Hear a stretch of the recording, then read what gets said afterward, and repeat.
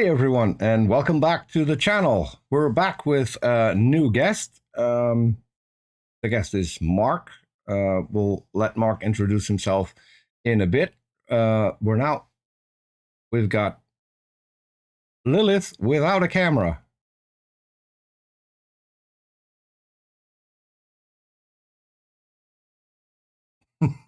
Okay. Well, at least we've got the voice of Lilith. So there we go. Now we've got the different camera.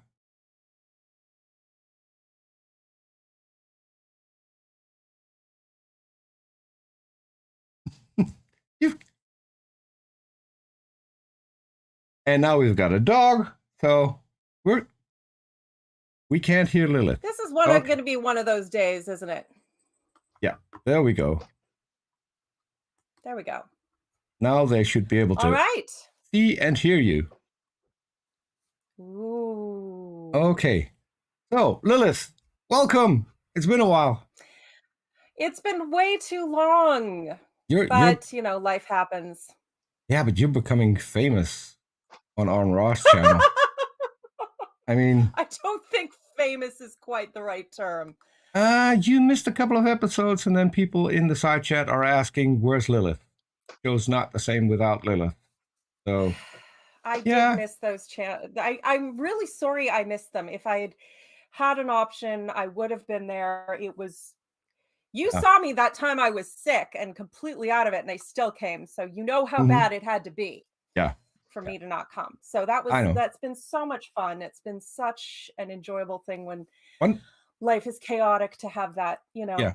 One thing I forgot to say before we went live, I don't know if you still have the tool installed for the YouTube chat, but I set it to your code. So if you want to highlight something from the live chat, you can. This is a new computer. We may need to review that after the show. No problem. But yeah. Moving forward, hopefully we'll be able to do that more often. Okay. Anyway, but today is not about me. We have one question in the chat. Jefferson Spatchcock. Yes, Arn was on Jesse Lee Peterson's channel, and that was painful. Extremely painful. No. But okay, so let's get to our guest. We've got Mark here today. Mark, do a quick introduction. Tell us who you are and just a little bit about yourself. Yeah, sure. My name is Mark. I'm a husband of 22 years, a father of 5, ages 6 to 18, former atheist Christian stomper, a kindred spirit of sorts with you guys, right up until the age of 24, when I was convinced that Jesus is the Son of God and paid for my sins, became a Christian at that point, never looked back. Hardworking, loving guy. I love you guys. I'd love to walk away from this conversation, and say that, we're all Christians now. I think we talked about that before.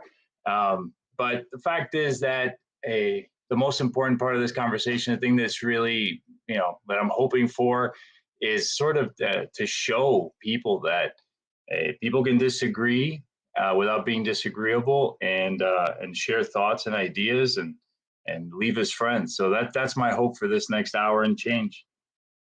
Okay. Well, I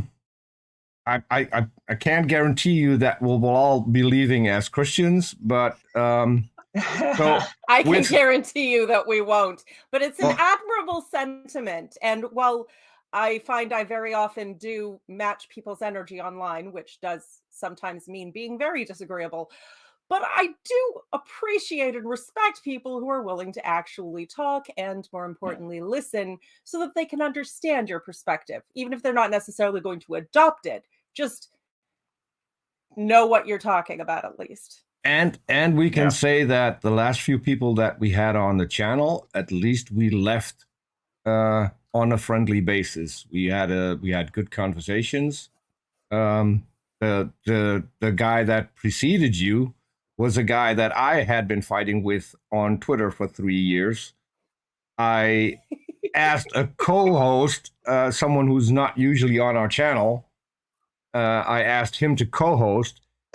He was blocked by the guest after a fight on Twitter, and we still left on a friendly note. And if all goes well, he's going to come back for a second show. So I think it helps if you, instead of putting everything in a tweet, have a conversation in voice where you can actually see the person, where you can actually hear the person, because I think the intonation of a sentence has a lot to do with how people pick it up. And if you do that on Twitter, at least, and now I might be projecting, but it's a bit harder. To me, it's a bit harder to judge tone. But it depends on my mood, how I will respond to a tweet. And sometimes I realize that maybe the way I respond wasn't as much as responding to the tweet, but it was more how I felt and how it came across. So I prefer to have these conversations. Come across, it's a lot easier to misunderstand on a purely text-based format. Yes. Someone's intentions, and a lot easier to clarify in an arena like this. And it easily escalates into something you wouldn't want. I have to want. say, though, I'm sad sometimes that people don't always come back, because the format of this show, which I'm sure Peter's already taken you over, is that the first time you come on, we ask you what you believe, and we, and more importantly, why. That and why. Yeah, why is obviously the big question.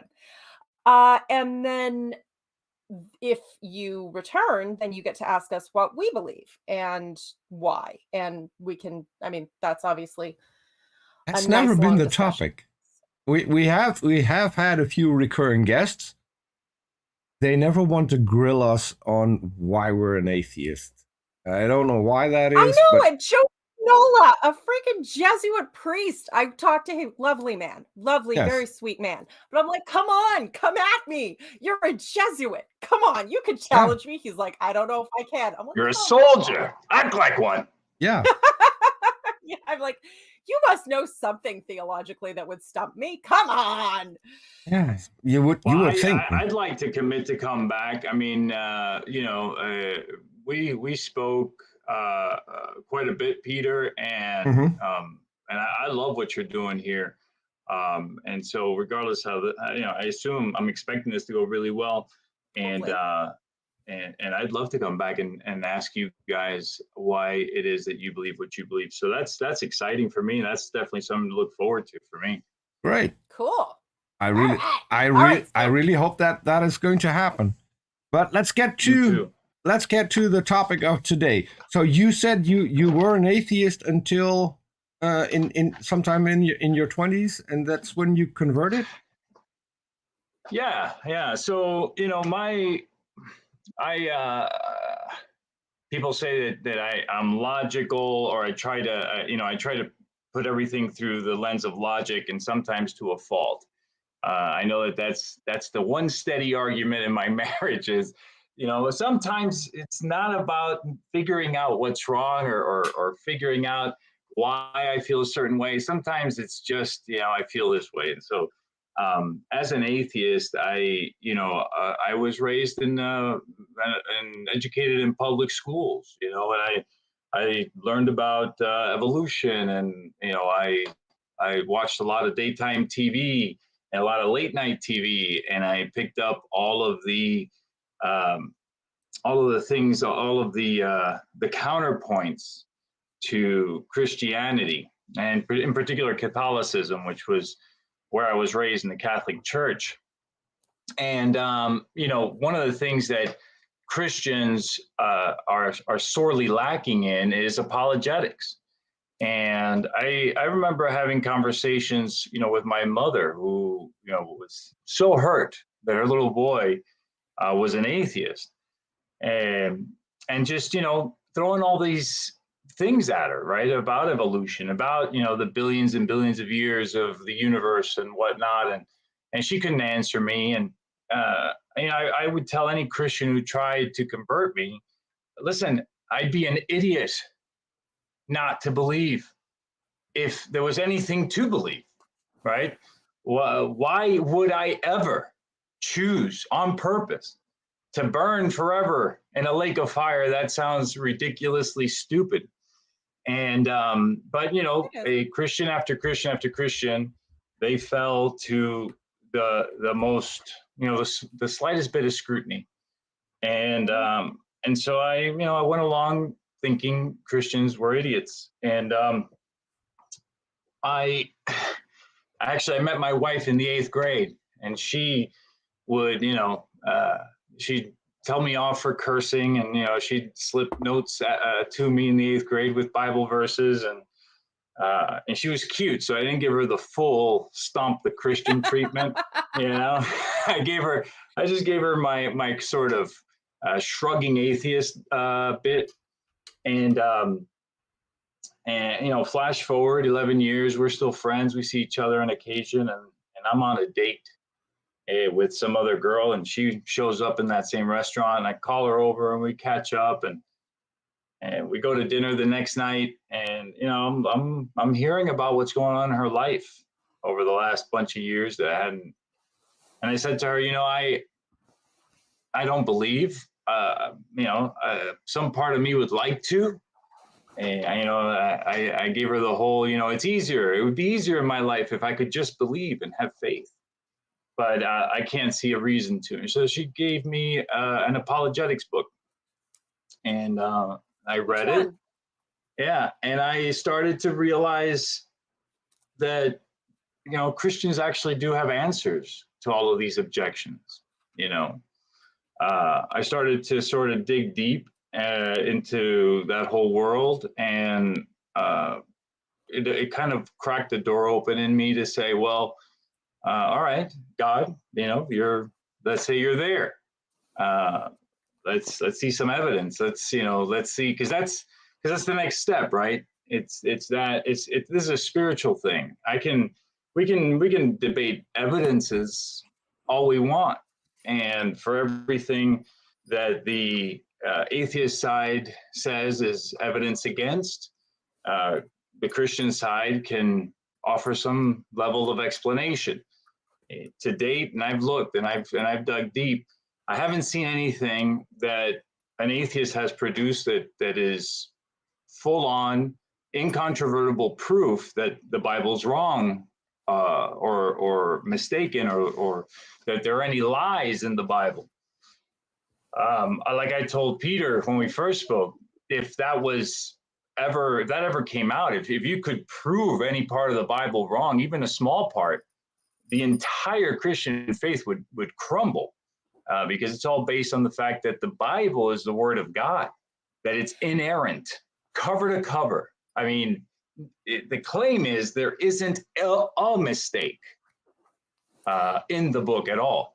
And so, Christians would have to simply say, well, then our faith is founded on sand. It's not real. So anyway, so that's been my sort of experience, and from the age of 24, so for the last 20 years, studying apologetics, listening to both sides, and ultimately the thing that strengthens my faith the most is my actual interactions with God Himself. Right, my son fell down, and it seemed to the paramedics that he had cracked the skull on the inside. He had cerebral fluid flowing out of his nose, and he went unconscious. And starting a prayer chain with, by the time he got to the hospital, maybe 1,000 people from church and all the people that they called on to pray.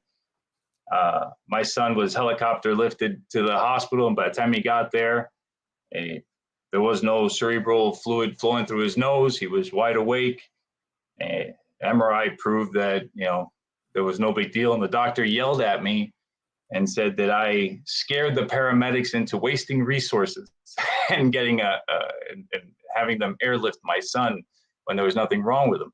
Well, And so things like that have strengthened my faith over time. I don't want to monopolize. I hear Lilith back there, but that kind of stuff strengthened my faith. It's more that I have questions about the stories you tell, like what made you think it was cerebral fluid coming out of his nose, for example, things like that. Yeah, so is the first question to immediately jump to mind, because lots of things have come out of my nose that were not cerebral fluid. Yeah, so I'm not a doctor. The paramedics said that, which is why they called a helicopter to take him out and take him to the hospital. It was clear, yellowish clear fluid with streaks of blood inside, and he had a huge golf ball sized lump developing on his head, and the fact that he was going unconscious, blood pressure was plummeting, and all that. And so that's what they deduced, and that, I mean, it scared the hell out of these paramedics enough to call in a chopper. So it was that's all the evidence we've got as far as that. They certainly didn't give him an X-ray and MRI in the truck, but no, and they could have been mistaken and just panicked, because that could have been, sure, obviously a severe option, not the only option, but a severe option. And if it is the case, then you don't want to wait on the off chance it's the less severe option. Right. Yep. So I can certainly understand how that would be a terrifying experience for you as a father. You're freaking out. But it's interesting, at the very beginning of your story, you said you were raised as an atheist, but you were actually raised as a Catholic, but didn't believe it or really take it in. And I'm also interested as to why you brought up evolution in millions of years, when the Catholic Church doesn't actually have a problem with that. Now, your mother may not have been particularly educated in that particular area of the dogma. She probably didn't care. But the Catholic Church doesn't have a problem with the process of evolution, the existence of millions of years, or the fact that, some things are intended to contain truth in a mythical form in the Bible, as opposed to being all dictaphone literal history. So I'm curious as to if you just never came across that perspective, or what was your objection to that concept initially? So the objection, and again, I was young when I was my mother was putting me in catechism classes and all that kind of stuff. My objection was, say again. Sorry. I thought you were going to say something. Oh, so no. I was just laughing. Yeah. Yeah, I didn't have an objection.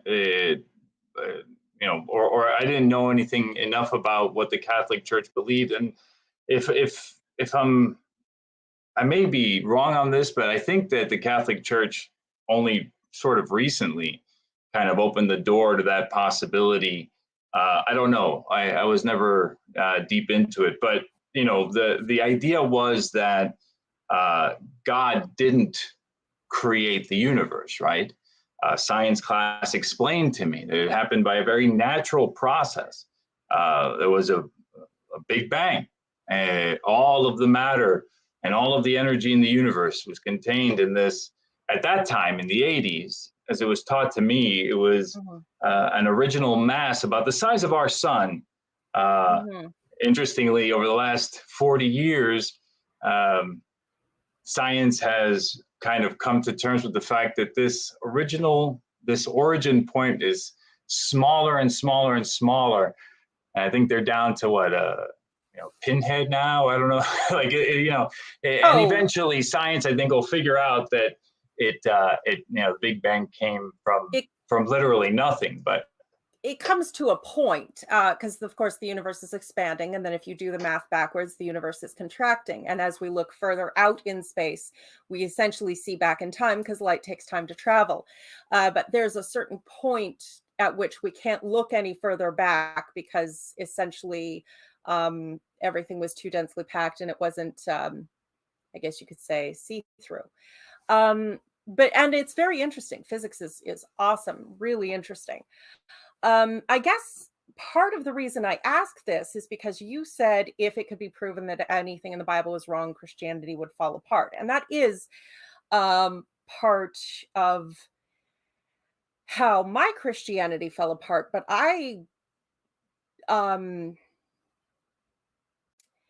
it also very much depends on the interpretation you are using of the Bible.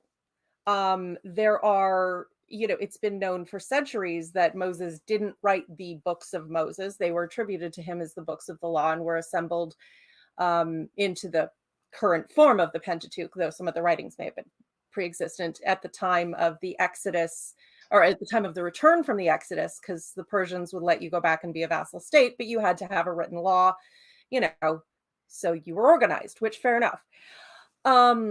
It's slightly like worse. That. It's slightly worse because the current consensus among Bible scholars is that Moses didn't even exist, so it would be really hard for him to write. Well, yeah, but they didn't know that in the 80s. The certainty of Moses not existing is something that's only come to light comparatively recently, because of the work of Jewish archaeologists who were digging through the sand of Israel for the history of their own people, and they found it, and it wasn't what was in the myth. But then there are Christians who don't have a problem with that, who are like, of course people wrote myths about their origins and stories that would bring them together coming out of a rough time and that sort of thing, especially when they're trying to gather all together and bring the people together coming back from what they went through with the destruction of the first temple and Babylon and all the rest of it. It's just perfectly understandable. But then you have like the inerrancy, because the Protestants do worship the Bible, I would say, but not all demand inerrancy, though they do all insist on inspiration. So things like that become a case of sort of what your interpretation is and how much does your faith rely upon a specific interpretation of scripture, and then what kind of evidence would change your mind. So that's like those evidence that Moses never existed. That would be more than enough. Oh, okay. Do you have a pen? Sure. Cool. Because I always think people should do their own research. Sure. The name Israel Finkelstein is someone you're going to want to look up. If you want a quick start, the Nova documentary from several years ago, it's old enough to be on like YouTube now because it's been like a while. I believe it's The Bible's Buried Secrets. God, I wish I had my library with me. There's also a book. There are actually two with that title. There's another that's a series, a 3-part series from my favorite Bible scholar, Francesca Stavrakopoulou. Oh, Francesca, she's good. Good. She did a 3-part series about it. So there's actually a book of that work, like what they dug up about the origins of the early origins of Semitic history. He and Neil Asher Silberman, they spent like 20 years, going through early Israel, everything. And it's not to say everything in the Bible is mythical. It's not. They found the 3 gates that were attributed to Solomon that do appear to have all been built at the same time and in the same style. So even if Solomon is a little bit mythical with the hero's choice thing, that still was obviously there was a king who did the building projects, everything was consistent, and they all claimed, at least the kings of Judah, all claimed descent from David. So that was definitely a part of the thing before. Also, Neil Asher, what? I'm sorry? Neil Asher Silberman. Actually, you'll find his name with Israel Finkelstein. Yeah, he's now Israel Finkelstein at this point, and I'll just warn you about this, is really, really, really a pretty antagonistic to evangelicals. I don't think he started out that way, but he's a PhD archaeologist digging up the history of his own people and having strangers from another country and a different religion screaming at him about his results. So, he's a little, he's kind of sick of it by now. So if he comes off as a little harsh, that would be why. Well, I'll look into it. Absolutely. Look, Cool. you know, when we start this conversation, and I know you said it kind of tongue in cheek when you say, "There's no way you're going to convince me." Well, you know, at that point, you know, you realize that's not like, entirely well, you know, if it's not entirely what's true. that? That's not entirely true. Well, At least the if I idea is speak to for have a myself. good faith conversation. You No, know? no. If Oh, you would have good evidence for a God, you could then actually, obviously if you that would convince convince me. Christianity was true, you could convince me Christianity was true, and I could still not convert. Sure. So 100%. those are two separate questions. My this is not about me, but my story was a little bit the opposite to you. I was raised an evangelical Christian, a creationist, all the rest of it. Obviously, we did a bit of an Uno reverse here going on. Right. After many years in adulthood, we both changed our minds. And I think it's good and healthy for someone to be able to change their mind. So yeah, I guess I would say the interpretation of the Bible that you're going from, the idea of literalness and inerrancy is what I'm picking up. Is that correct? That's right. Yeah. Okay. Why do you believe that's the best way to understand the text? I'm a literalist. You know, you cannot tell me that God wrote a book. God, right? So let's define God for a second. Please. God is the all-knowing, all-powerful creator of everything that is, that was, and that is to come. He is the architect and author of all creation, right? And so you can't tell me that he wrote a book and that he wrote a book to what, confuse us. He wrote a book that is so unclear, and some of the stuff in there is true and some of the stuff's not. You can't tell me that an all-powerful God can't maintain his Bible and his word free from you know, changes and you know, human input. He can't protect his word over time, and at the same time, you know, somehow I'm supposed to you know, believe in him, worship him, and all that stuff. I mean, you know, if God is who he says he is in the Bible, then he certainly doesn't need to trick me, doesn't need to you know, doesn't expect me to get a PhD in poetry to figure out, you know, and interpret his and that work. would be my biggest objection, because we know for a fact that some of the stories in the Bible are incorrect. Actually, I was just going to say, you do remind me of someone with a PhD, Bart Ehrman. He got a PhD and lots of other degrees in the actual New Testament and the, you know, reading the ancient Greek and yada, yada, yada. And he started as an evangelical and is now a non-believer. But he said the same thing. Why would I believe God performed the miracle of inspiring the words when he did not perform the miracle of preserving them? And I think that was because he, you know, did go get the PhD and read the ancient Greek and look at the manuscripts. And he said there are more mistakes in the New Testament manuscripts in terms of, you know, variations in the manuscripts we have today than there are words in the New Testament. Now, not all of them are necessarily theologically significant. The funniest one is this poor guy who was copying out the genealogy at the beginning of Luke. And he must have been really tired because he just stopped paying attention at some point. And I guess it had been columns, you know, so-and-so, the son of so-and-so, the son of so-and-so, the son of so-and-so, blah, blah, blah, the son of Adam, the son of God.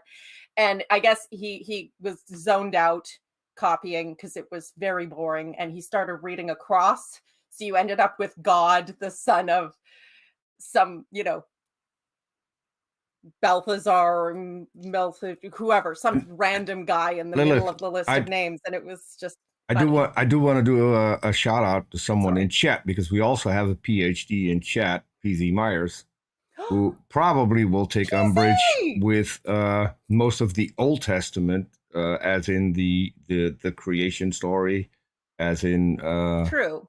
Adam and Eve. But as I've said, not all Christians believe that to be literal. Some understand it as, you know, the preservation of mythology. And I mean, that's the way ancient peoples dealt with abstract ideas, was through mythology, because you had to.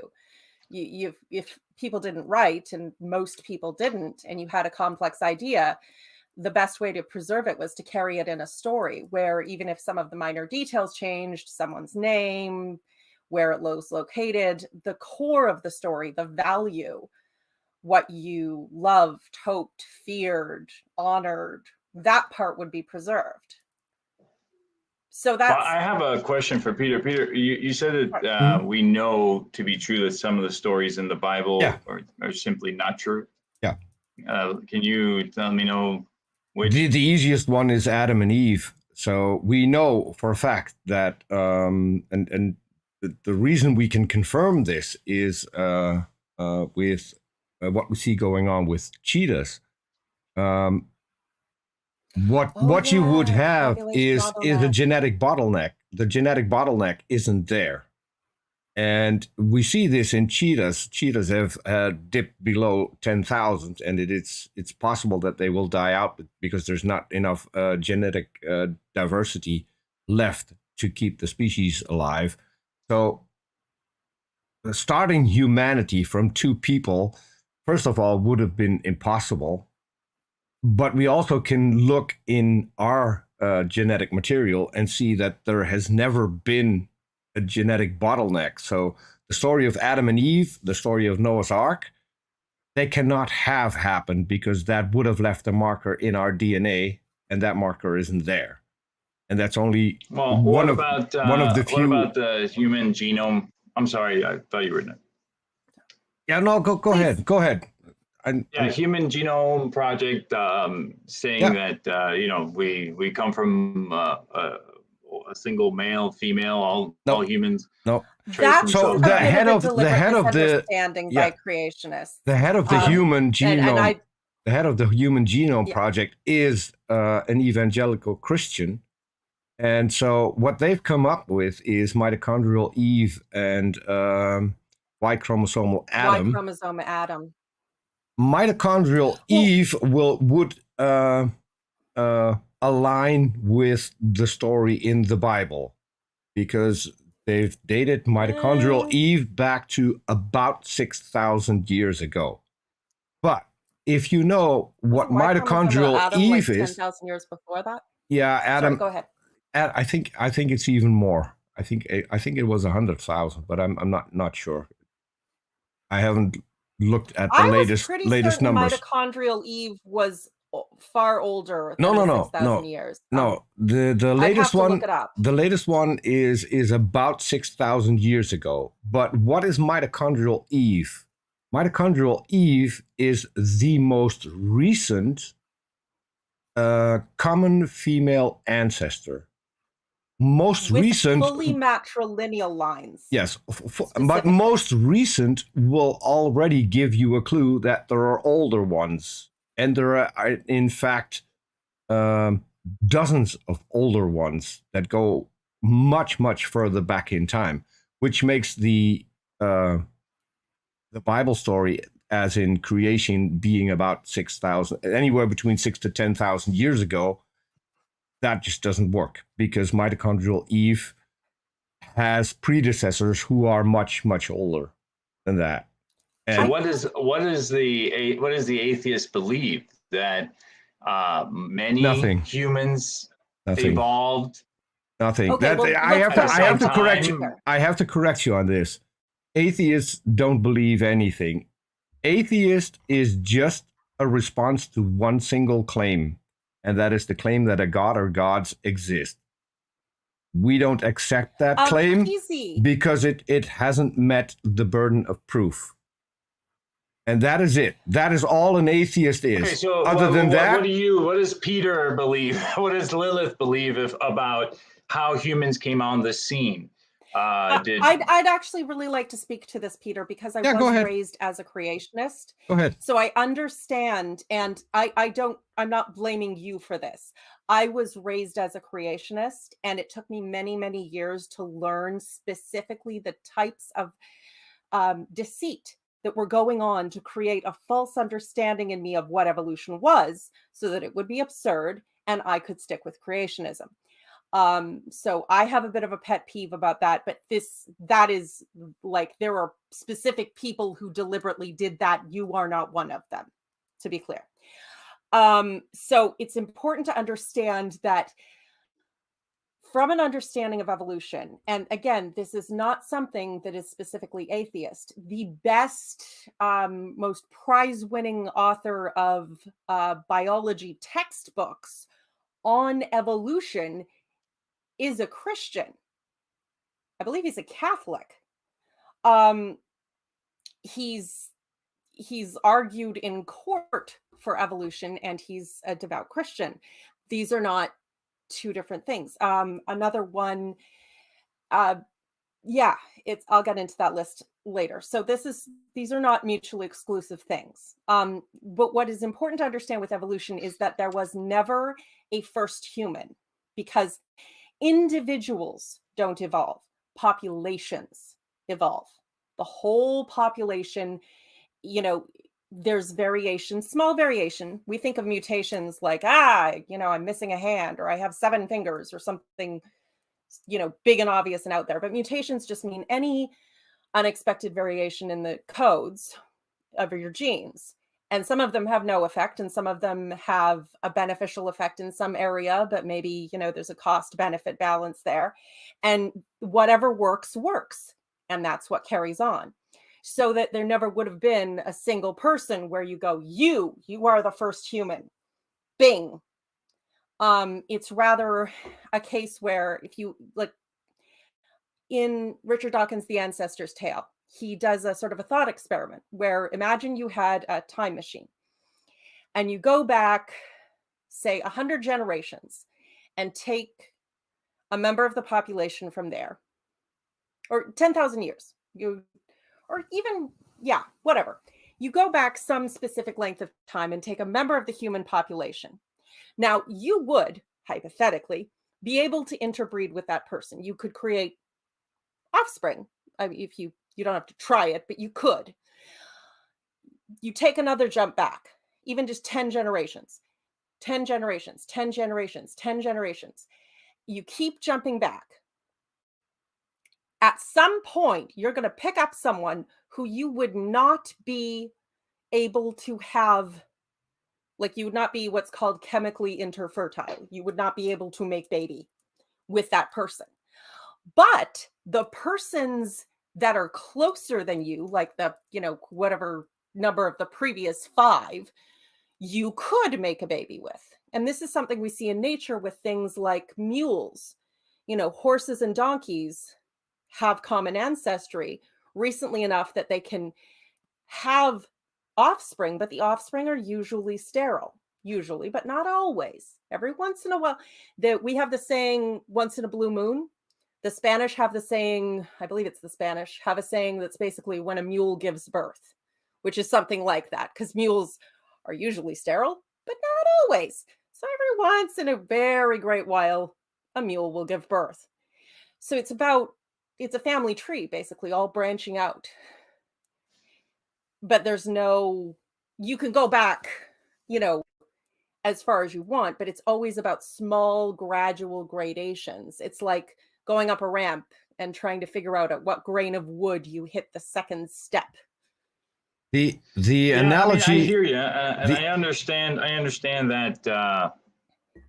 I understand that idea. I understand that theory. It'd be so bold, but ultimately, you still end up at a place, right? You still make that jump at a point, even if you believe that it's a gradual, over millions of years sort of transition. Yeah, that's why you end up at a point where you go from not human to human.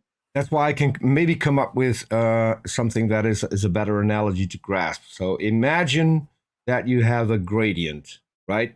You start on this side with red, and you stop here with blue.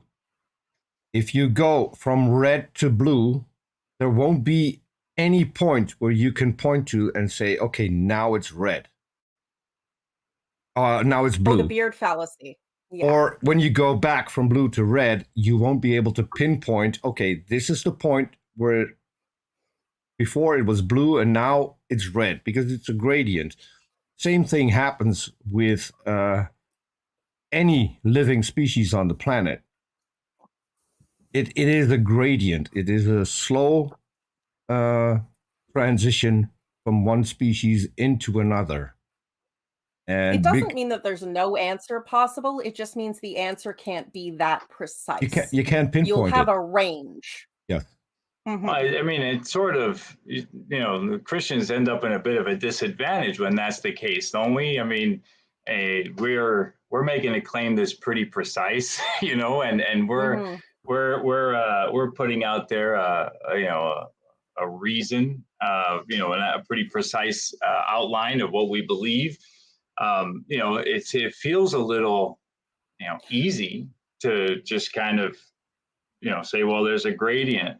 The big concern, the big, kind of pushback that creationists give back always is, well, okay, so there's a huge gradient. We're talking generations, thousands of generations, and we don't see. It depends. It depends. It depends on the. So it depends it depends on the species. So you've got species that have a shorter life cycle, and so it doesn't go back that many years. We have seen speciation happen in real time, in our own lifetime, both in the lab but also in nature itself.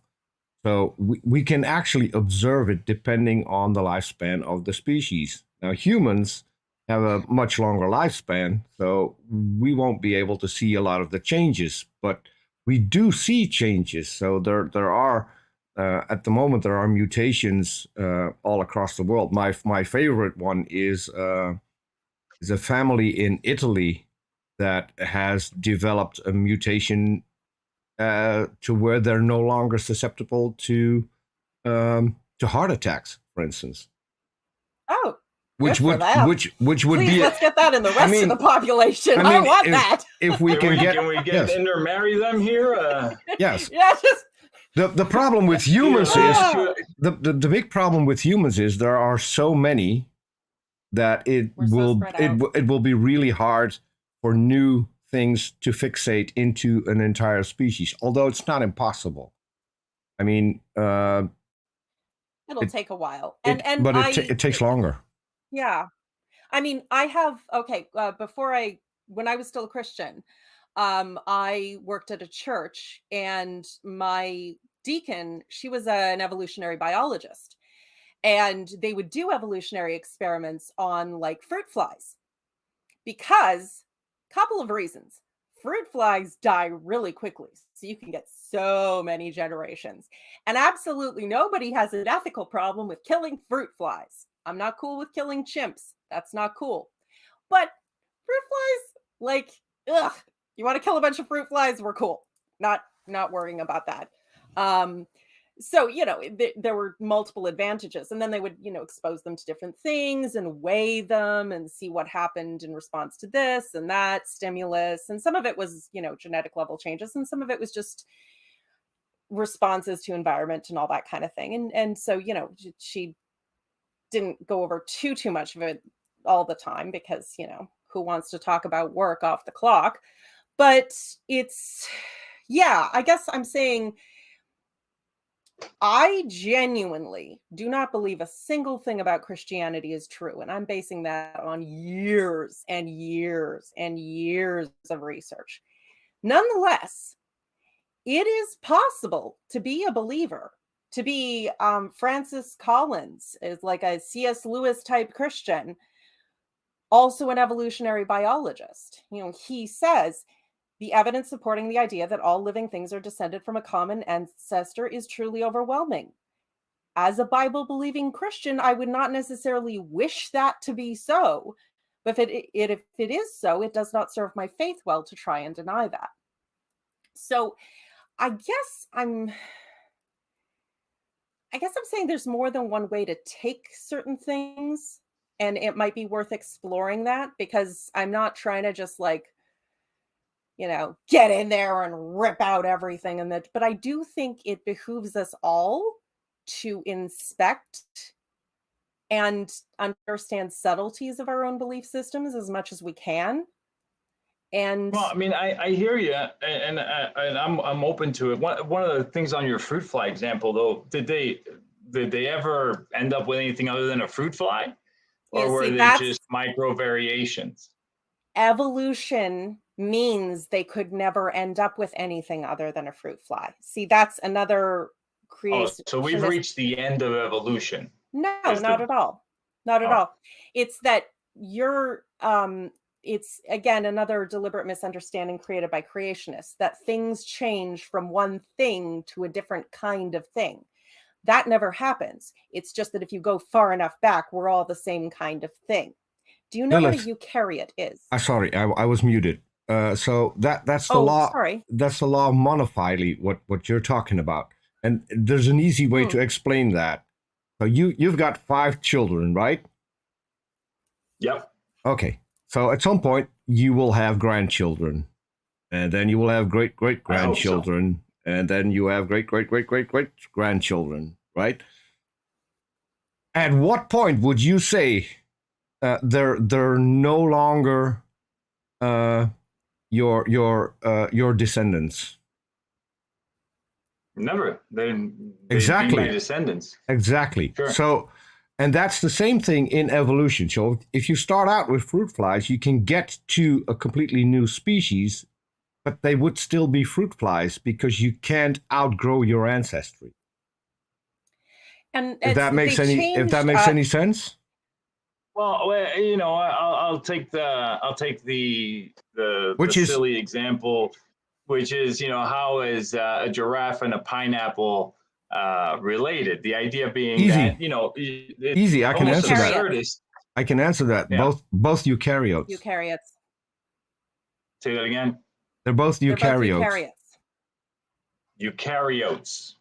Yes, that's a weird spelled word. I can't spell it. I need to Google it. I can. I'm assuming it's EU, right? Yeah, it's a weird Greek word, but basically, actually, it means an organism that has a cell with a cell wall and a cell nucleus. Okay. Not just that. The eukaryote cell, in the beginning, muddy soup, and you have a lot of protocells going around, and they could just switch DNA through conjugation and other things like that, and it's all kind of a mess. At some point, one cell took another into its body without absorbing it. You remember earlier when you mentioned mitochondrial Eve? Mm-hmm. Yeah, that's what mitochondria is. There's a second cell inside all of our cells that basically just produces energy for the cell. It's farming. They're farming the mitochondria. So because the female gives the egg, which is sort of the bulkier part of sexual reproduction, you've got the wee little sperm that's very fast, and you've got the egg that sits there and hangs around, but it has a larger physical mass.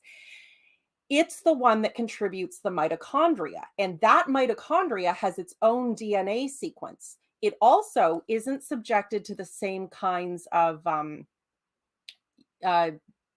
natural selection limitations that our DNA is, because it's just farming energy. That's just all it has to do. It can just accumulate junk DNA forever. Who cares? It's not guiding our hair color or our skin. It doesn't control if we get cancer. It has nothing to do with any of that. It has its own little DNA in its own little pocket, and then you've got the cell around it.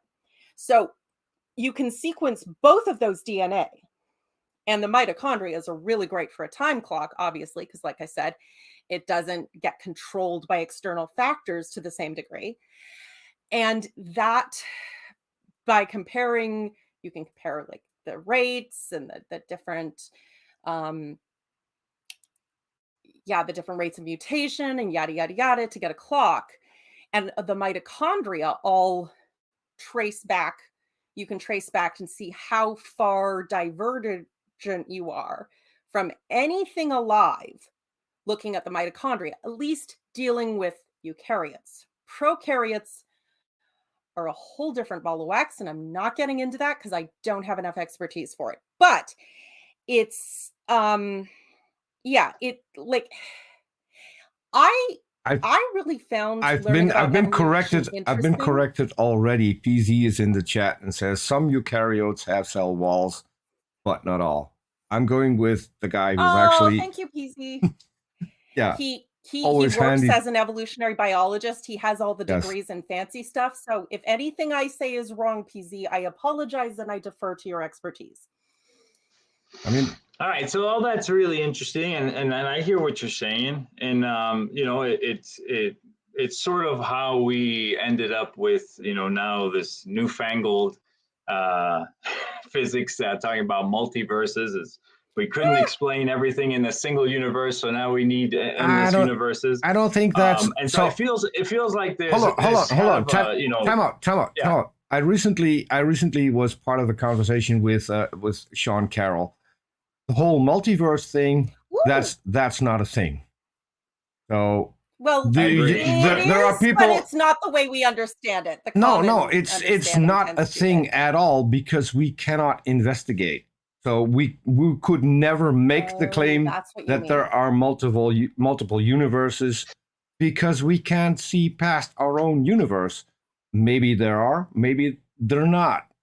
It doesn't matter. It wouldn't change anything for our universe anyway, because from what I unless learned, you believe in the Mandela effect. From what I learned from Sean Carroll is that the consensus is slowly shifting to the universe being eternal. It's always existed. Even if you go back to beyond Planck time, where you have the singularity, the way he explained it is if you go back that far, you condense all the energy in such a small point. The gravity of the whole thing would even slow down time to a point where a single second would become an eternity. And this is something that goes straight over my head. I have no clue how they got to that, but I mean, to me, it doesn't even. That's what I said from the beginning, Peter. But it doesn't even matter. It doesn't even matter if the universe was eternal or if it had a beginning. It doesn't change anything. At that point, they're kind of the same thing. I mean, it doesn't change anything for my life. I still have to deal with the reality that I'm currently in, and we need to figure. But doesn't it give you pause? Doesn't it give you pause that a thousands-year-old, you'd say myth, I say book, I say story, is only now, science is only now catching up to the fact that the universe always was, right? But Christians, we see that as God, an eternal being existing from eternity past to eternity future.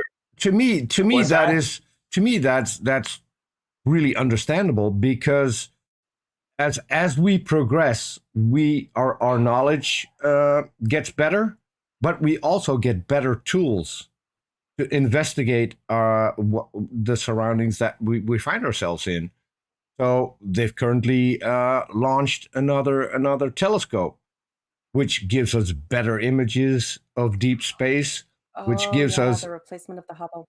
Yes. So we will still learn more and more and more, whereas the opposite, religion, doesn't learn anything. And as we progress in our knowledge, we disprove more and more of the claims within religion. Well, And- I and think doesn't that I think bother you? No, it doesn't bother me. What I think is happening is you have more and more reasonings or opposing views or what you would call evidences No. against religion. But I don't think that you could say that with basically a theory about how organisms evolved, which again you couldn't possibly call it more than a theory. That is but you can okay. say you disprove Time out. What is Yeah. a scientific theory? It's a working model, how of how what you think happened or how No. what you No. think No. the scientific principle is. No. A scientific theory is a body of facts, testable You have to- hypotheses, confirmed testable hypotheses, experiments, and observations. The theory explains all of those. So you can say, okay, it's Scientific just a theory means theory, something- but a theory is the ultimate in science. It is the Yeah, a explanation scientific theory means of the something facts. very different than it does in common parlance. In common Yes. parlance, I No, could you say- wouldn't call it. You wouldn't say that there's a theory of how the weight or the pull of gravity. Yes, you on gravity. matter. Gravity That's is not a theory. That's Gravity. a testable. No. That's a testable amount. Gravity is a theory. Absolutely. No, I understand that what gravity is now It's a theory. a theory or whatever. But the fact that it pulls down with 9.2 pounds per foot per second, whatever that is, it's been a long time since I did physics. That is a Okay, so retestable fact. Hold on. I have one question for you. What are you using to have this conversation with us? What's computer with webcam? Okay. The internet? What's the theory of electronics? I don't know. It is what it's making it possible for you to talk to us. The computer is built on the theory of electronics. The theory of electronics explains transistors and diodes, for instance. Transistors. I understand what you're saying. I know what you're doing, but it's a little bit unfair. No, it's not. You can't tell me that you can prove evolution with a degree of certainty that you beyond can a prove reason, that a certain configuration of wires makes a computer. Beyond a reasonable doubt, and the fact that we can. Have you heard that through DNA testing we can confirm whether or not you're the father of your children? DNA testing can get a death penalty in places where that is a thing. And DNA testing is what has confirmed. Sorry, you broke up. You froze for a second there. Yeah. Oh, sorry. Say that again. DNA testing what? DNA testing can get a death penalty on a conviction. And DNA testing is what has confirmed the tree of life that we already had sketched out from physiology. That's what genetics did. And now, because the technology, like Francis Collins, the evolutionary biologist I mentioned, who's also a Protestant Christian and a big fan of C.S. Lewis, he was the head of the project to actually map the human genome, which was awesome. And obviously, though they sketched it out over 10 years because they were counting on technology accelerating, and it did. And he not only led it, he brought it in time and under budget. So, for anyone who's ever put together a project, just round of applause for Francis Collins. In time and under budget is amazing. Lilith, so you're saying that Francis Collins? Mark, I have a question for you.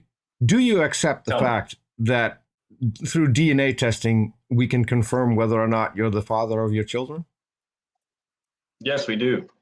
Okay. So that's not the only thing. We can go further back. We can go further back. Through your DNA, you can trace where your ancestry lies. So where the most DNA, which maybe parts of Europe your ancestors came from. We can go even further back and see whether or not your ancestors have interbred with Neanderthals. Because not all humans have Neanderthal DNA, but some do.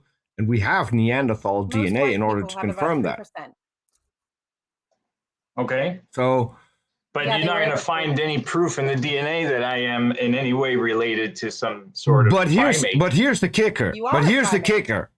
By definition. Can you point to the Bible? Can you point to the Bible verse where maybe some of the descendants of Adam and Eve had sex with Neanderthals?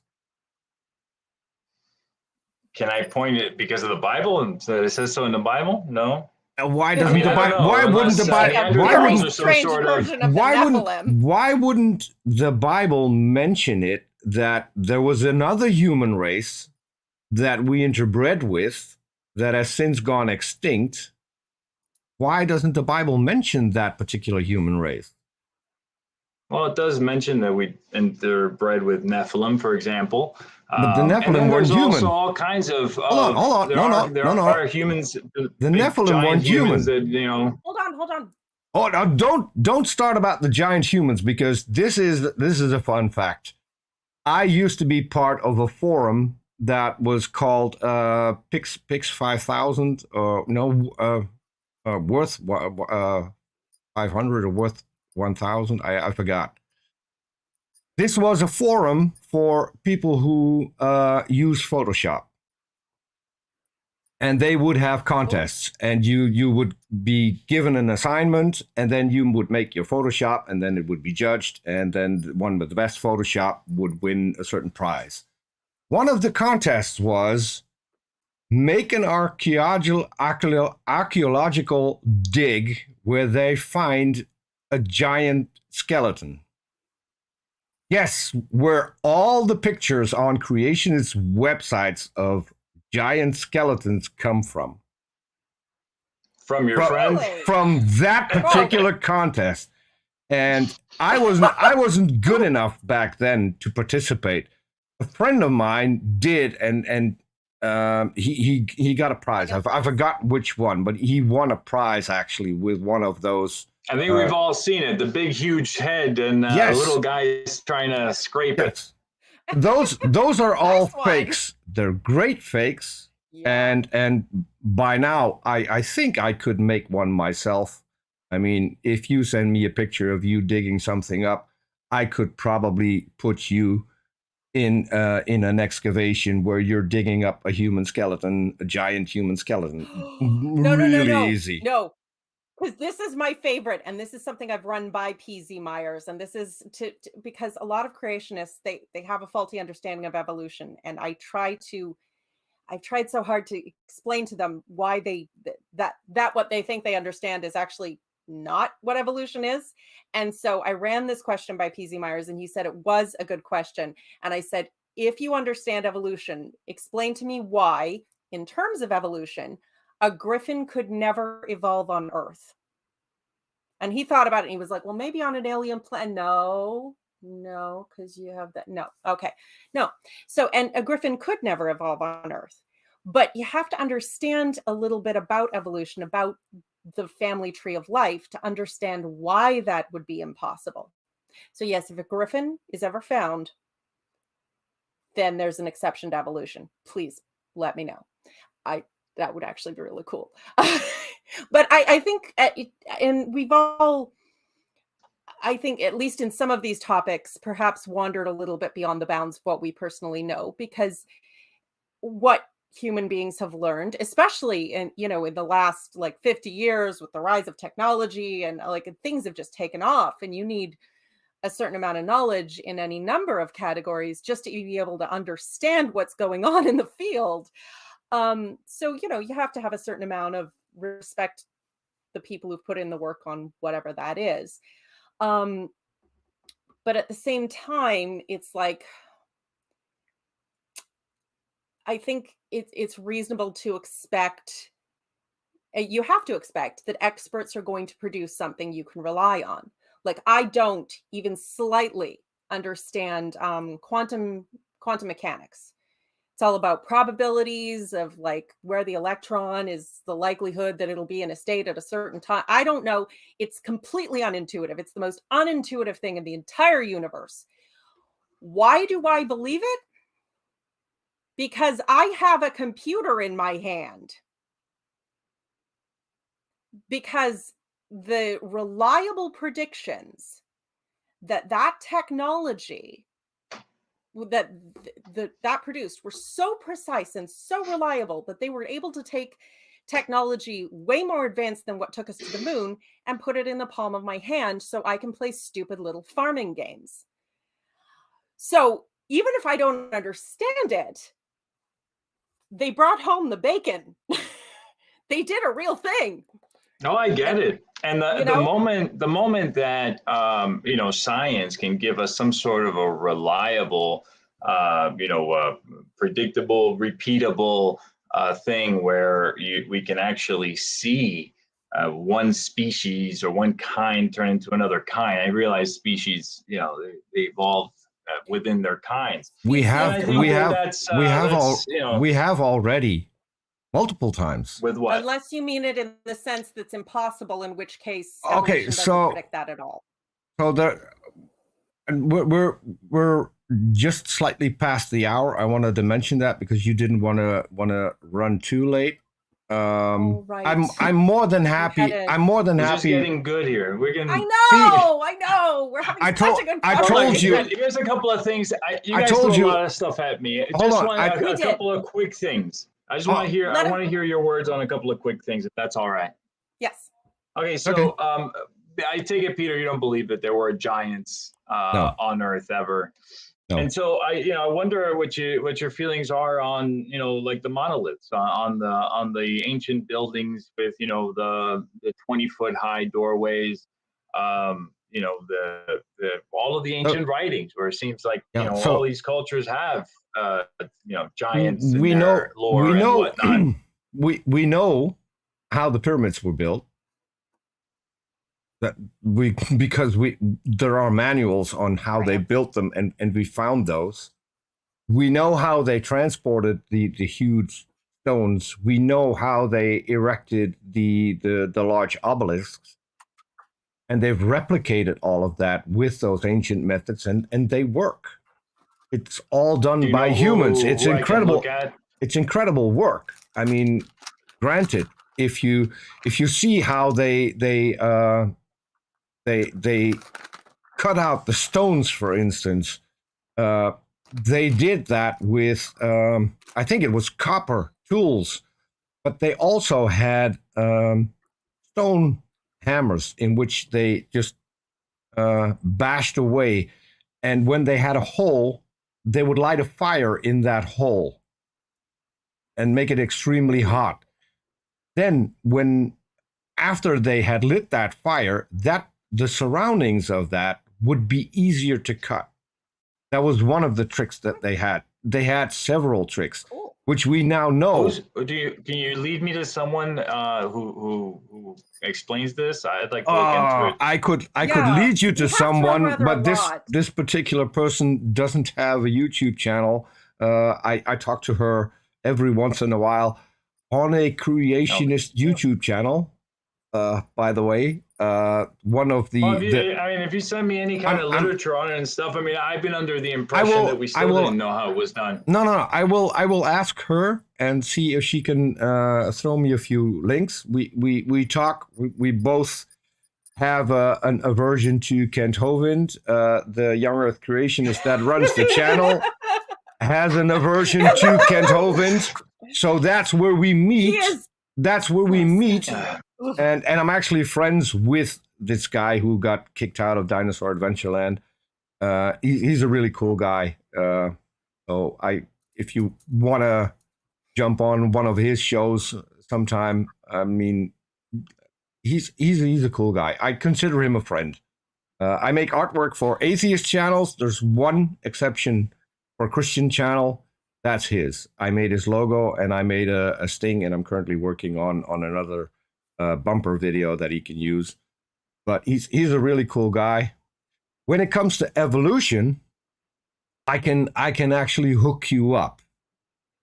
I can hook you up with the one person on the planet who has a challenge that is only one person has accepted it and followed through.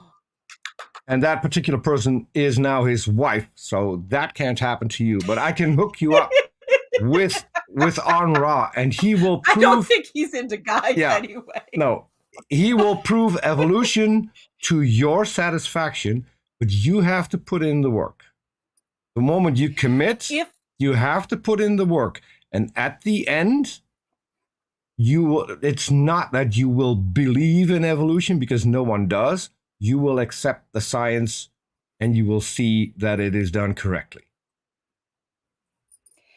That's interesting. A lot of people have, if you wanted to basically take some of the information from that to get an outline of, because I know a lot of public school education on evolution is not where it should be. And like, you can, in a sense, be educated on evolution and simultaneously that statement is a lie.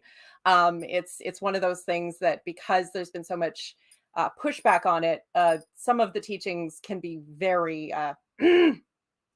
there's no polite words, I'm just not going to use them. I'm having that mother moment. If you don't have something nice to say, yeah, but honestly, I have to say, Mark, I am really impressed with you, because we have thrown a lot of stuff at you, a lot of claims, and your response, instead of being like, you're all full of shit, rah, is to be like, give me a source. And I love that. I love give me a source. Give me a source is the right answer. And I love that. I think I can relate a little bit, because there was a part of me that was very literal minded in my taking of at least some parts of the Bible. You know, I do understand Jesus spoke in parables, so there's some of that. You have to be reasonable. Sure. But he told you he was speaking in parables. Yeah. Well, and I don't think Revelation is to be taken literally the way the Left Behind guys did. I don't think they actually meant that scorpions would appear chanting Abaddon with the faces of lions. Like, no, this is not literal speak to language talk. That's not how you do. But if I can briefly interrupt, Lilith, if I can briefly interrupt, Anton Gomez, former panel member from Arn Ra's Quran show, said, have you ever been to Dinosaur Adventureland? The fun thing is, there's one not too far away from me, and I still have to visit there someday and take lots and lots of pictures, because this is a science-based dinosaur adventureland, and there are plans now to make another dinosaur adventureland in my old hometown. Also, it's going to be science-based. So, is it a creationist one? No, so not the creationist. Not a creationist one. This is the one. I believe, Mark, you're in the States. Yeah, the one. So we could conceivably go to Kenthovens, but I don't think Peter's going to fly across the ocean. No. The one that is, and it's not my hometown. It's one town over. That is a children's park already, and they're now turning it into a dinosaur theme park. So all the rides are going to be dinosaur themed, but they're also going to be scientific lessons all across the park that kids can learn from. I have a question for you guys on dinosaurs. Mm-hmm. Do you, I take it you believe that dinosaurs and man didn't exist at the same time. Is that fair to say? Yes. Unless dinosaurs died out 65 million years ago. That is long before the first hominids. The big ones. And so what's your take on, ancient pottery, cave paintings, things like that, of, things like Triceratops and so I know exactly what you're talking about. You're talking about this tiny little depiction in somewhere in Asia, in an Asian country, on a temple, which is actually a pig. There's that. There's also pottery and cave drawings. There's a couple of different ones. There are no cave drawings. The cave. There's a couple of claims for a cave drawing. One is a natural, pretty obviously a natural formation that they tried to sort of, someone with a bit of pareidolia saw a dinosaur headbutting an elephant, but it's or a mammoth, but it's like you really have to stretch. One of them appears to be a crane done in monochrome, and there's no feathers on it, or it very easily could be a crane, or people wanted to think it was a pterosaur. That one at least is an authentic cave painting as far as we know. There's another one. This is what I get for looking up all these creationist arguments. I end up knowing what all these things. There were the pottery and stones that had dinosaurs carved on them in South America. Those are hoaxes. The Inca stones are hoaxes, yes. In the 70s. The Inca stones are hoaxes from the 70s. Inca stones? No, not Inca. Ica stones. The guy who made that, who made those, he actually started making those because they had the originals, and then people started asking, creationists started asking, aren't there any that have dinosaurs on it? So he went completely nuts. He made Ica stones where there are people being operated on with modern tools, and the guy has come out and has explained how he aged the stones, and those are fake. Even most creationist websites, sure there's going to be fakes out there. Yeah, even the creationist website, answers in Genesis will tell you, don't fall for this. This is clearly fake. Even Ken Ham. Ken Ham. Let me see if I can show you a picture of what I mean. I can't really see it. Yeah, it doesn't really focus. It doesn't really focus. Yeah. But there's I do okay. Yeah, see that is the drawing on top of one that's what is that? Yeah, I know that one. I vaguely recognize that anyway, one. I know. Yeah, that is the criteria. So you believe those are either hoaxes? No. The one you just held up, that kind of looks like a dinosaur. The one you just held up is an anomaly in the rock that vaguely looks like a dinosaur, but it's wrong because it has a drooping tail. None of the dinosaurs had that, and if you can compare that to a dinosaur depicted in the Flintstones, for instance, then it's an anatomically correct dinosaur, but it's not a correct dinosaur compared to the ones that actually roamed the earth at some point. They didn't look like that. The Book of Job's description of Behemoth with the cedar, a tail as thick as a cedar, and bones like bronze. I will shoot you those pictures on Twitter.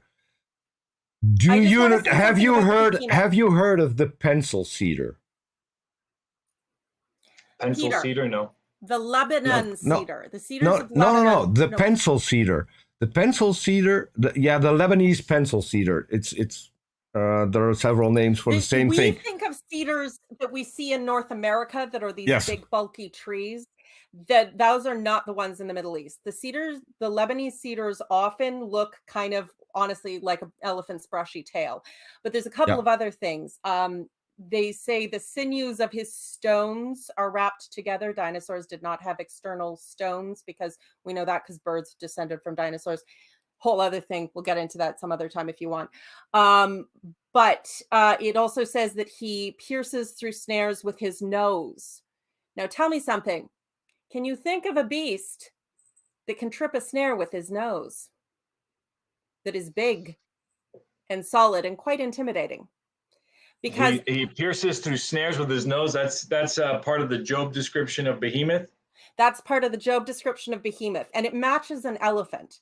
Also, if you look at the Leviathan, I think it's a crocodile. Now, not all crocodiles are this, but there's this one. It's an amazing picture of this huge crocodile that was killed in a village in Africa, and they have like a whole line of people standing behind it. It's ridiculous. This thing is huge. And you think about, some 5 foot max person, with it, maybe a bronze tipped spear, maybe just a tip of hardened wood, facing down a thing like that. And you talk about, his scales being tight like armor, his teeth like knives, and, thrashing in the water, causing it to like an ointment, like a boiling ointment or something. Like that's all completely easily concordant with a huge ass crocodile, because those things are terrifying. And I did Florida people. It's one of the reasons people from Florida freaking scare me. I'm like, I do not want that in my neighborhood. I just spent the last few months gator hunting down here. They're not that bad. Okay, well, the African ones get really freaking big, but also the crocodiles. Yes, they are. The crocodiles, yes. Sorry, but still, like, they bite and drown you when they roll. Yeah, no, they're terrifying. They're terrifying. They're terrifying, and I'll take the moose. I'll take the moose. Okay, if I can briefly interrupt. So here you've got the comparison. That is the pencil cedar, and next to it is the tail of an elephant. Do you see how it looks pretty much the same? Aww. Yeah, but it's not talking. I mean, the cedars in Lebanon, I've seen pictures of the cedars of Lebanon. They're these wide-based, tall things. I mean, this is maybe a species of cedar, but this is probably cedar in Lebanon. This is probably the cedar that is being talked about in the Bible, because this one swings. But it could also be the big honkin' cedar. No.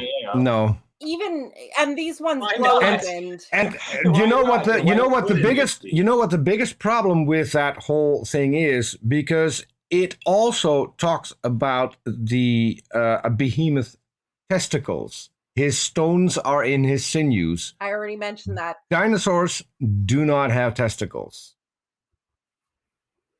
The sinews of his stones are wrapped together. Yeah. That's what I get for watching Logic. I get the God voice. Well, I'm gonna have to read the text again and see how.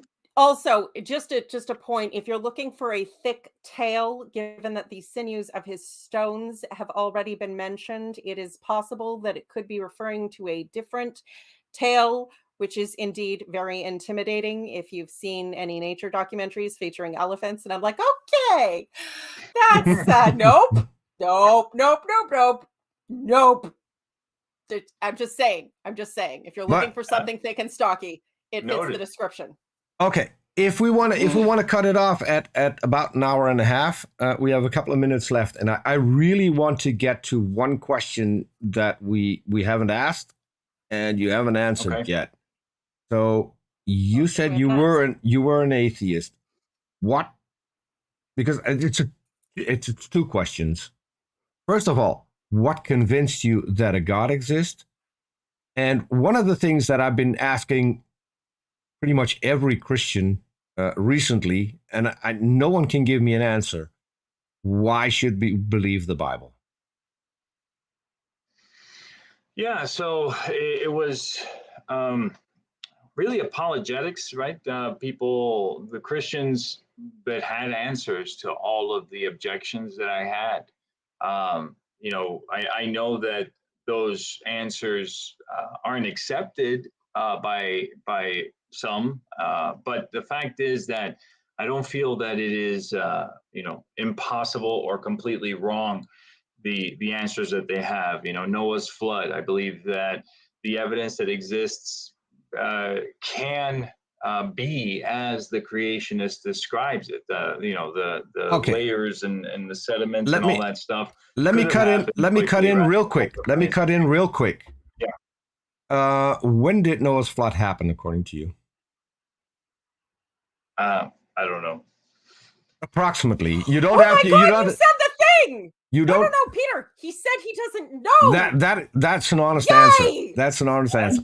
But what do you think, according to the Bible, approximately was the date? I don't know.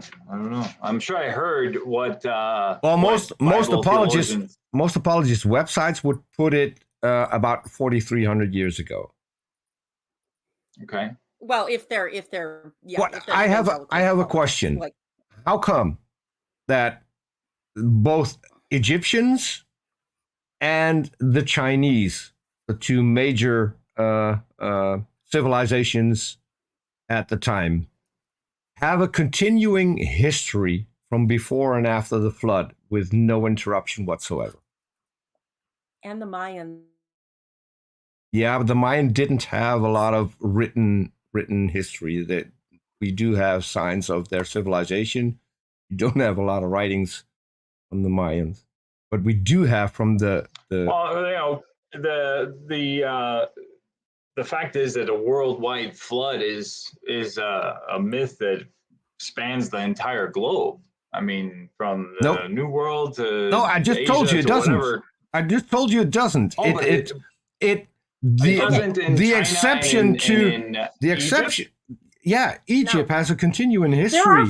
There are floods. There are flood myths because I mean Yes. they literally rely on the River Nile Delta floods, so that's a thing. But in terms of like a global flood, no. No. Again, there are flood myths in any of the islands because they live on the ocean. So all you need is one tsunami to have happened and anybody to survive it, and it feels like the whole world was drowned. Fair enough. But it's the difficulty is a lie is only 3 questions deep. That's what the police taught me. No, I was never a police officer, but I did learn a little bit about interrogation through a different job.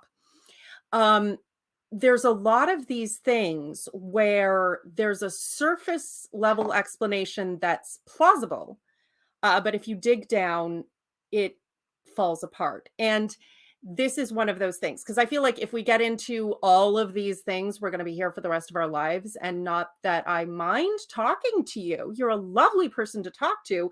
You but too. we all have things to thank you, but we all have things to do. And, at some point, I mean, there is the option. The bathroom. There is the option that, I mean, we're not limited to 2 shows. If you want to do an entire show on the flood and an entire show on evolution, I'm fine with that. I can bring in people who know more than Lilith and I put together about the evolution topic.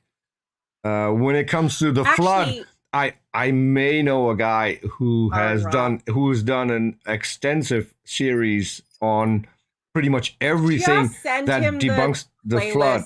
Yeah, you can go. Yeah, there's a playlist on Aaron Ross' channel. We mentioned Aaron Ra. He's the one who runs the Bible study that I do every Saturday. Like I do. I'm a participant in every Saturday. An important participant. Thank you, Peter. As the producer of the show, I'm allowed to say that. Because I have backstage a Bible study you go to every week. Yes. I produce a Bible study, and Lilith is part of the panel. So much of this. I've memorized so much of this through my years as a Christian and did so much research, which is what led to my eventual change of opinion. I probably, let's call it a special interest, which I've gained a great deal of knowledge about. So I'm the person who can just call up all the random Bible verses at will. I was the kid who didn't win the sword drills because I just memorized all the text because that was easier for me. Overachiever. Oh, I was the first in the class to have memorized the set number of Bible verses to get the achievement. So I was at the top of the board. You go, girl. Oh, that's me. Yeah, I would love to come back and do stuff like that. Yeah, I mean, I found this fascinating. I've got a bunch of notes, things that I want to look into and come back and talk to you guys about. You say there's no Chinese and no Egyptian flood myths. No. That's- What I said. that's No. it. What I said. Hold Hold on. but it's not the same. No. What I said is, according to the apologist websites, the timing of the flood, the history of both the Chinese dynasties and the Egyptian have a continuing history with no interruption and no mention of the flood. And So then who cares what they time it out as? and the Oh, you know problem what I mean? and the problem with the flood, if it had been real, there wouldn't have been enough people to populate Egypt and build the pyramids. There wouldn't have been enough diversity There's actually, to have the Tower of Babel, for instance.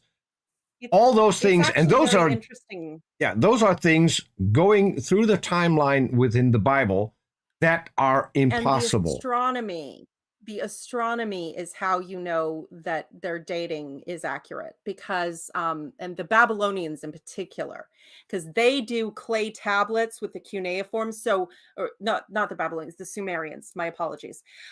So we actually have a lot of originals of their stuff, because clay tablets, you know, you don't have to copy it out like you do with paper. But they took an interest in the stars, and obviously they had their own mythology about it. They also, you know, made records of, you know, in the year of such and such the king of this and that, and you know, and then there was an opposition of Mars, and there was a, you know, an eclipse here and there, and this, that, and the next thing. And because astronomical bodies move with such regularity, we can actually get like really precise times on when these certain things happened, because these astrological records, like, they're, you know, some of these things are fairly common, but some of them would like only happen in this sequence, you know, thousands of years apart. So we're like, we're pretty sure it was right then, and not, you know, some number of thousands of years before then, because that would be not feasible. But honestly, it's interesting. And some Christians believe in a localized flood. Certainly, the Iraqi floodplain. I mean, whatever it was that caused was it the Black Sea? And the initial there, you know, there have no doubt been some dramatic instances there. But again, most biblical scholars, at least the non-evangelical ones who have not signed a contract saying that they must come up with a certain interpretation and defend it, take these stories as myths, and they're, you know, they're fine with that. So was it Miller? It was Roger Miller was, yeah. But it's, you know, even the geology departments are like in Christian schools, they're all old earth creationists. So I do want to encourage you that there's not only one way to take these things.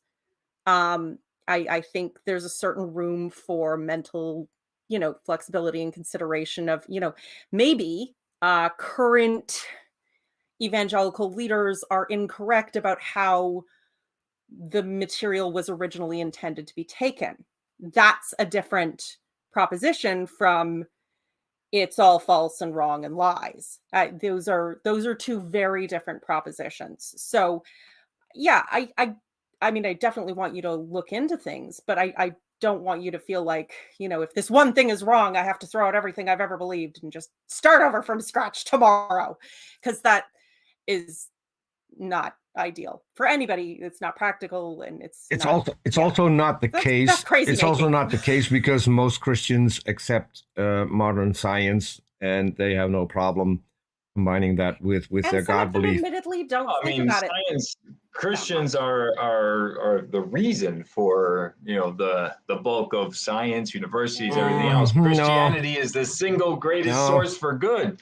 For science and education. No, the Egyptians preceded the Christians by thousands of years, and they had pretty good science and were pretty able to make scientific method. We're talking about the modern age here, guys. You know, well, okay, but you know, since we have 1500s forward. We have passed the hour and a half mark, and I still have one outstanding question that I would really like you to answer, and you haven't yet. Why should we believe the Bible? The Bible is the Word of God. It's the content in it is perfect. Where and did you get it's, that from? Where did you get the fact Well, it's that what I believe. I mean, No, why okay, believe it? Because I believe it's the Word of God. But Well, why? I'd like to hold make a on, suggestion. Lilith. Time out. I really want this part. Have this answered. So, where did you get the idea that the Bible is the Word of God? That's what the claim it makes about itself. Okay, but if we don't believe it, then that claim is superfluous. My question is, why should we believe the Bible? If you live your life, if you live your life by the precepts of the Bible, you're gonna go to jail. A really good life, No. a really great life. You're gonna go to jail. Yeah, That is I mean, at its core, it is a manual for decent living, for great interpersonal relationships, for fulfillment. For slavery. It's a manual for how to do this human thing. Or slavery. I'd like to say, Peter, it's an excellent question, and I really want Mark to think about it, but at the same time, he's already said he needed to leave, let us know ahead of time that he had a commitment. And we are looking at longer than we planned. So what I wanted to suggest is that instead of having him come up off the cuff with an answer that's not going to be to his standards, because it's the last, he's trying to fit his entire belief system into 15 seconds at the end of a show, that he consider researching the things that he was already going to look into and maybe looking into deepening his perspective on that and make that the thing he comes back on. Why should we believe the Bible? No, I'm going to be honest. If he comes back for the second show, choice of topic is his. If he wants to, if Mark, if you want to do more shows, do show on evolution, do show on the flood, you're more than welcome. We're more than happy to do that, and we can pick a time where we both can make it. We're going to keep it, if we can, to about an hour and a half. So, but you're more than welcome to come back for an unlimited amount of shows. I'll be more than happy to talk to you. For that. Thank you. I mean, we had a good conversation. We can narrow down the topic next time, so we don't end up on 700 different rabbit holes. We had a good conversation. I mean, I think the indication was that usually I do an intake and that takes 10 minutes. We talked over an hour in the intake. Yeah. Not about topics that we were going to discuss here, but we just had a fun conversation that lasted for an hour, which to me is proving again that doing an intake before we do the show, the guest comes in with a completely different mindset. We're not here to, it's not a win or lose game. We don't need to win anything. We don't need to deconvert you, because that, in the end, if that's going to happen, that is going to be up to you. We don't need to make a specific point, and we don't want to mock our guests. We don't want to make our guests look stupid. That is not what we're all about. Because if that is the case, and I've made that mistake, sorry to say, I have, and to this day that's haunting me, because a lot of people will go through our playlist and say, okay, but you had this conversation, and you mocked this particular person, and so you're going to do that with me, and I want to step away from that. We learn as we go. All we can do is do better. Yes. So, but I'm really glad we had the conversation. I had a lot of fun. Me too. If you want, stick around when I after I start the intro, so we can have a brief chat off air. Still, I want to thank you for coming on. Do you have any famous last words for the people watching? Yeah, God bless you. God bless you all that are watching. Jesus loves you, and He wants to save you, and He wants to bring you into eternity with His loving Father. And I will pray for all of you. Pray for Lilith and for Peter. And I want to say thanks to both of them for the platform. And I'm looking forward to doing it again. Okay, great. Well, I'm looking forward to it too. And thank you for being such a polite and such an honest guest. Because like I said, I have not seen a lot of honesty with Christian apologetics. But He's the I second, have today. he's the and second guest, I deeply think. appreciate that. He's the second guest, I think, that said, I don't know, to a question. Oh, Are you serious? yes. And we're still hoping People are that terrible with that. we're still hoping, and Wow. the other one was I apologize for my peeps. Hey, I mean, no, you I really like it because we all got some people in our peep group where you're going, oh God, really?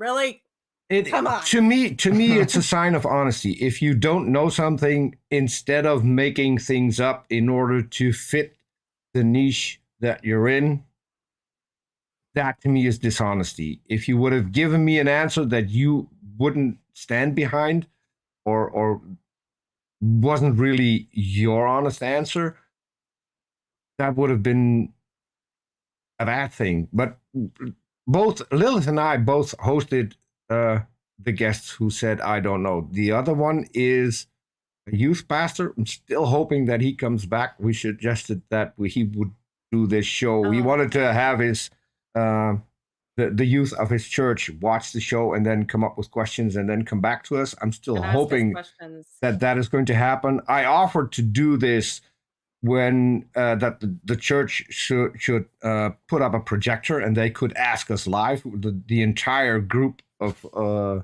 That'd be youth. cool. That to me that would be amazing. But he said probably my church is not going to do that. So boy, cowards.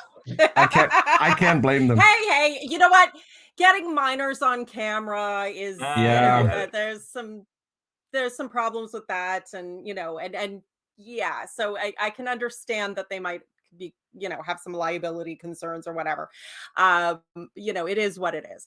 But yeah, I think this has been a great show, and I really appreciate you coming on to talk to us, and more importantly, actually hearing what we have to say. So yeah, woo! I'm grateful for the opportunity. Lilith, I want to thank you too. For the people who don't know you from this channel, they can watch you this Saturday. I'm not sure what the time is. Do you know the time? Blasphemers Bible Study, 9 a.m. Pacific. And guys, we finally finished Genesis.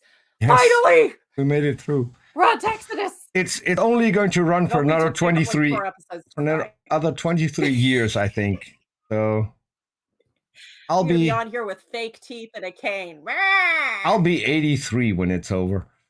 So and so good thing. So will Arn.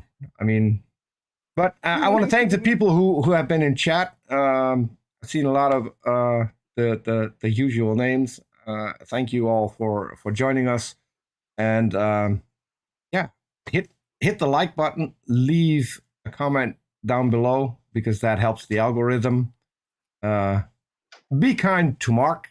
We've been kind to Marc. I don't think that he deserves any hostility. He's been a good guest, so I would love for people to keep it respectful. And we will see you all next time. Bye, everyone. Listen to this. Our visitors watched almost 18 million minutes of our videos on YouTube. I'm telling you, praise God. Can you imagine that? I want to say a big thank you to all of our YouTube subscribers and all of our partners. Now listen, if you have not subscribed to a YouTube channel, do it right now. Do it today. And all you have to do is click the big red subscribe button. Be sure to share our channel with your family and with friends, because it takes all of us working together to spread the word